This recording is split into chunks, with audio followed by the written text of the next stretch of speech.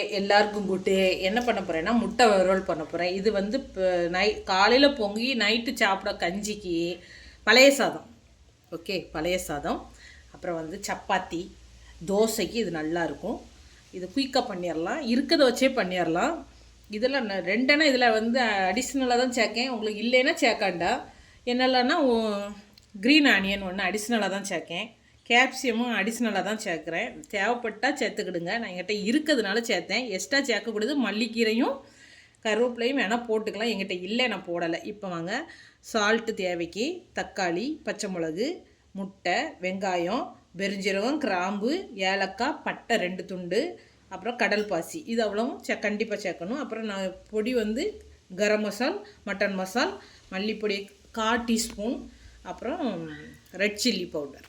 Okay, வாங்க பண்ணலாம். பாருங்கள், சட்டி காஞ்சிட்டு எண்ணெய் விடுறேன்.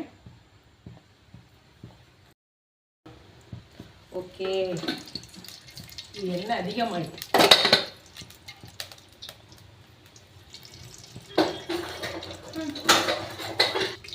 இப்போ பாருங்கள், எல்லாம் ஒன்றிச்சு போட்டுருங்க. எண்ணெய் சூடாயிட்டுனா மட்டும் போதும். வெங்காயம் போட்டேன். வெங்காயத்தை நான் வந்து பொடி போட்டேன். இது அது சீக்கிரம் குயிக்காக பண்ணிக்கலாம். சாப்பாட்டுக்கும் எடுத்துக்கலாம், டிஃபனுக்கும் பண்ணிக்கலாம். அப்புறம் இதுலேயும் எல்லாம் சேர்த்தே போடுறது. Okay okay. அப்புறமா சால்ட் இது வறுக்கும்.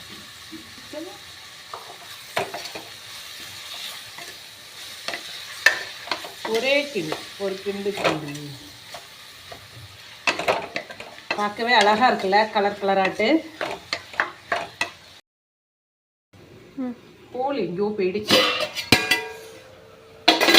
இப்போ பட்டை, பெருஞ்சீரகம், கடல் பாசி, 2 ஏலக்காய் போட்டாச்சு.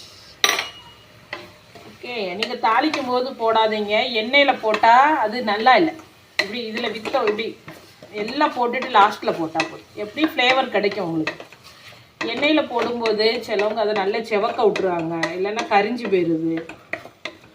அதனால் நம்ம லாஸ்ட்டில் போட்டுக்கலாம், ஒன்றும் இல்லை. ஃப்ளேவர் மட்டும் கண்டிப்பாக கிடைக்கும். நான் போய் ஒரு இலை எடுத்துகிட்டு வரேன்.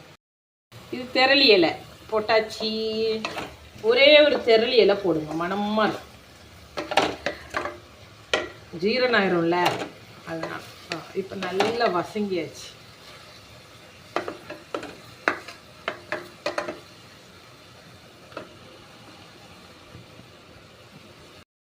இந்த மசாலாவை சேர்த்துடலாம். குயிக்காக வேலை முடியும். மசாலா சேர்த்தாச்சு. சரியா? மசாலா குறைச்சி சேருங்க, நிறைய சேர்க்காதீங்க. உடம்புக்கு குறைவா சேர்த்துக்கலாம். நாங்கள் அடிக்கடி இதை சாப்பிட்றதுனால குறைவா சேர்த்தாச்சா. இப்போ வெந்தாச்சு. பசங்கிட்டா எல்லாம் ஒரு 5 நிமிஷம் மூடி போட்டு வச்சு எடுத்தாச்சு. நல்ல சுடு கையை வச்சு எடுக்கேன். சரி, உங்களுக்கு நல்லா வசங்கிடுச்சு. போதும் வசங்கினது.